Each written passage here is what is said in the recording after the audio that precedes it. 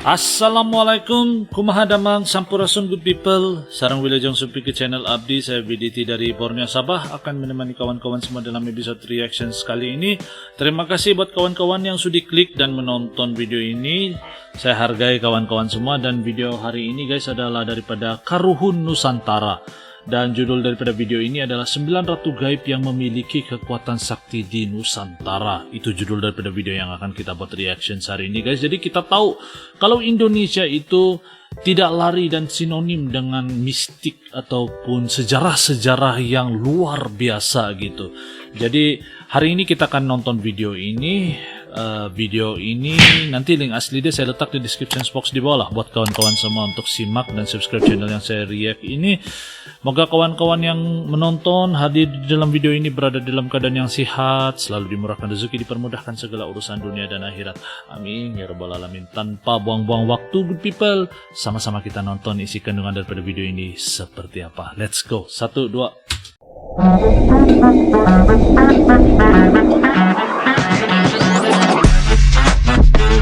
Yo, kumaha damang, salam silaturahmi good people.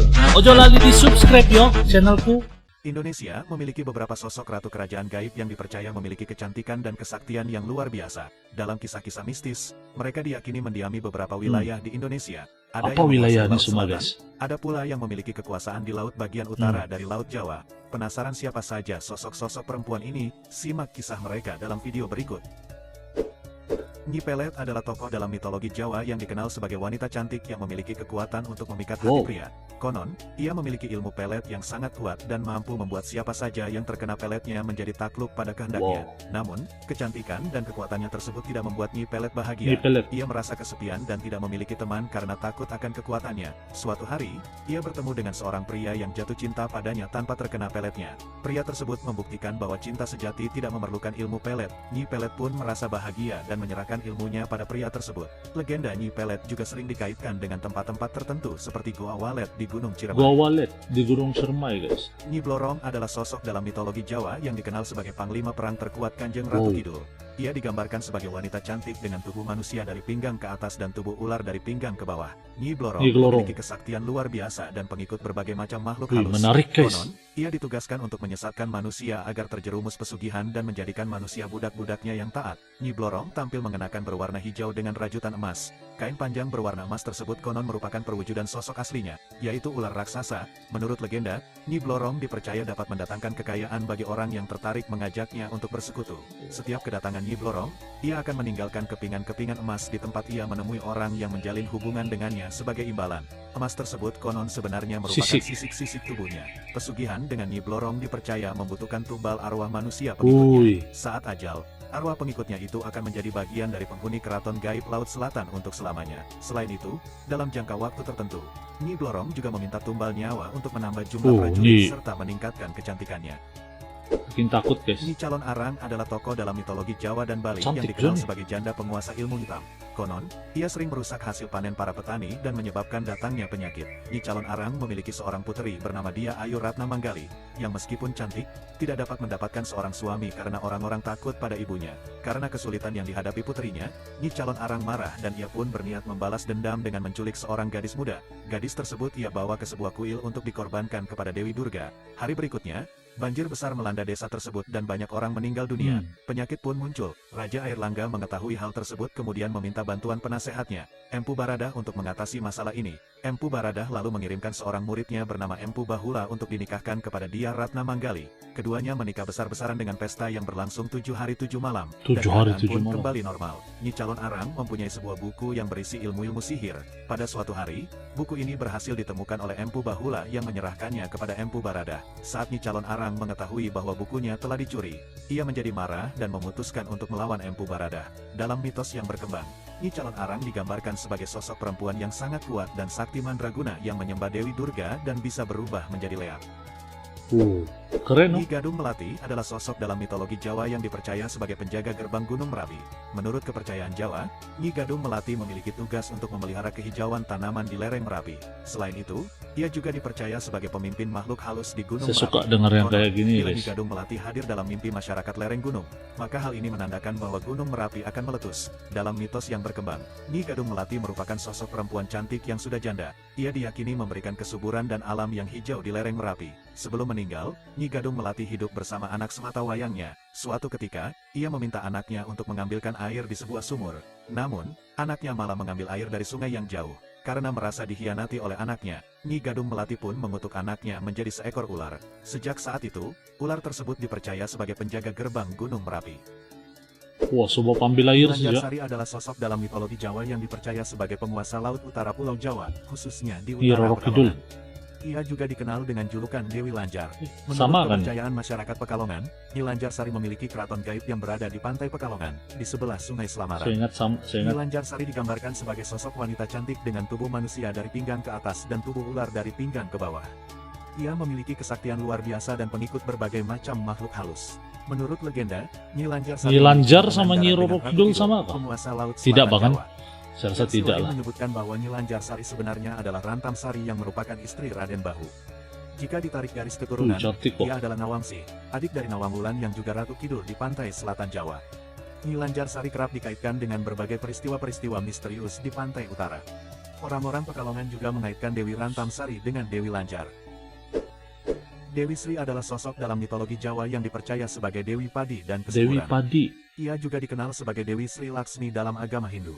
Menurut kepercayaan Jawa, Dewi Sri memiliki peran penting dalam dunia pertanian dan dianggap sebagai pelindung kelahiran dan kehidupan. Ia juga dipercaya sebagai dewi yang menguasai ranah dunia bawah tanah dan dapat mengendalikan bahan makanan di Indonesia, terutama bahan makanan pokok seperti padi. Padi. Dalam mitos yang berkembang, Dewi Sri digambarkan sebagai sosok perempuan cantik dengan wajah khas kecantikan alami gadis asli Nusantara. Ia sering digambarkan dengan memegang setangkai padi atau teratai merah di tangannya. Konon, ia memberikan kesuburan dan alam yang hijau di lereng Merapi. Dewi Sri juga sering dikaitkan dengan legenda tentang asal-muasal tumbuhan terutama padi. Cerita tentang Dewi Sri telah menjadi bagian dari budaya masyarakat Indonesia. Nyi Roro Kidul Nah, adalah sosok ini sebagai Roro perahu dan Kidul. cerita Ini yang rakyat saya paling Indonesia. selalu Ia dengar. dipercaya menguasai laut selatan dalam mitos Sunda dan Jawa. Nyi Roro Kidul mulanya merupakan putri kerajaan Sunda yang diusir ayahnya karena ulah ibu tirinya. Dalam perkembangannya, masyarakat cenderung menyamakan Nyi Roro Kidul dengan Kanjeng Ratu Kidul. Meskipun dalam kepercayaan kejawen, Nyi Roro Kidul adalah bawahan setia Kanjeng Ratu Kidul. Pantai Pelabuhan Ratu dianggap sebagai salah satu tempat sakral untuk berkomunikasi dengan Nyi Roro Kidul, sekaligus menjadi gerbang menuju kerajaannya. Setiap tahunnya, para nelayan setempat melakukan upacara sedekah laut dengan menawarkan pengorbanan sebagai hadiah bagi sang ratu. Ratu Kidul. Kanjeng Ratu Kidul adalah tokoh legenda yang sangat populer di kalangan masyarakat Pulau Jawa, Jawa Barat, Jawa Tengah, Jawa Timur, dan Pulau Bali. Ia memiliki kuasa atas ombak keras Samudra Hindia dari istananya yang terletak di jantung samudra. Dalam mitologi Jawa, Kanjeng Ratu Kidul merupakan ciptaan dari Dewa Kaping Telu. Ia mengisi alam kehidupan sebagai Dewi Padi, Dewi Sri, dan Dewi-Dewi alam yang lain. Kanjeng Ratu Kidul juga dikenal sebagai Ratu Laut Selatan. Ratu Laut Menurut Selatan. kepercayaan tradisional Jawa dan Sunda, ia adalah dewi yang memerintah makhluk laut selatan Jawa. Ia dihormati di tempat-tempat seperti Pelabuhan Ratu, Pangandaran, Parangkusumo, Ada yang cakap dan Parang. tidak boleh pakai baju hijau lagi kan kalau ke laut. Beranggapan bahwa keyakinan akan Kanjeng Ratu Kidul memang dibuat untuk melegitimasi kekuasaan dinasti Mataram. Nyi Fatimah Lodaya adalah tokoh legendaris Ada dalam lagi. sejarah Sunda. Menurut cerita rakyat, Nyi Fatimah Lodaya adalah putri dari seorang raja yang meninggal dunia dalam keadaan Islam. Setelah sang raja meninggal, Nyi Fatimah Lodaya dilahirkan dan dibesarkan oleh ibunya. Ketika dewasa, Nyi Fatimah Lodaya mengetahui bahwa ayahnya adalah Sunan Gunung Jati.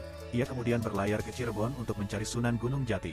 Di Cirebon, Nyi Fatimah Lodaya diperintahkan oleh Sunan Gunung Jati untuk mengalahkan siluman Ratu Laut Kidul. Terjadilah pertempuran antara Nyi Fatimah Lodaya dan Ratu Laut Kidul yang dimenangkan oleh Nyi Fatimah Lodaya. Sejak itu, Nyi Fatimah Lodaya diangkat menjadi Ratu Siluman Laut Kidul dengan nama Nyi Mas Fatimah Lodaya dan tinggal di pantai selatan daerah Rawa Onom. Menurut cerita lain, Nyi Fatimah Lodaya adalah seorang putri dari kerajaan Pajajaran yang sangat cantik dan pandai. Ia sangat disayangi oleh rakyatnya karena kebaikan hatinya. Namun, ia memiliki kutukan yang membuat setiap suaminya meninggal dunia. Kutukan tersebut akhirnya terpecahkan ketika ia menikahi Syekh Abdurrahman Kalijaga. Itulah kisah 9 Ratu Gaib. 9 Ratu Gaib. Indonesia. Kalau ada yang mau menambahkan atau koreksi silakan teman-teman tambahkan di kolom komentar. Terima kasih sudah menonton. Guys, seru juga guys kalau kita kadang-kadang kita nonton mitos-mitos yang kayak gini ini. Ini adalah kepercayaan orang-orang Indonesia dan juga mitos yang sudah diturunkan turun-temurun guys. Itulah sebenarnya ini sangat menarik topik yang menarik nih, video yang menarik nih, dapat kita menambah pengetahuan tentang mitos-mitos sejarah-sejarah yang lalu guys. Jadi itulah video yang saya mau kongsikan dengan kawan-kawan semua hari ini. Jadi kalau ada tambahan lagi silahkan komen di ruang komentar di bawah. Dan kalau menurut kalian percaya atau tidak dengan mitos ini guys, silahkan komen di ruang komentar di bawah. Dan saya rasa sampai di sini saja video saya pada kali ini. Terima kasih karena menonton. Salam santun damai dan salam silaturahmi. Kita akan jumpa lagi di video yang akan datang good people. Terima kasih. Assalamualaikum. Yo teman-teman, ojo lali di subscribe yo channelku.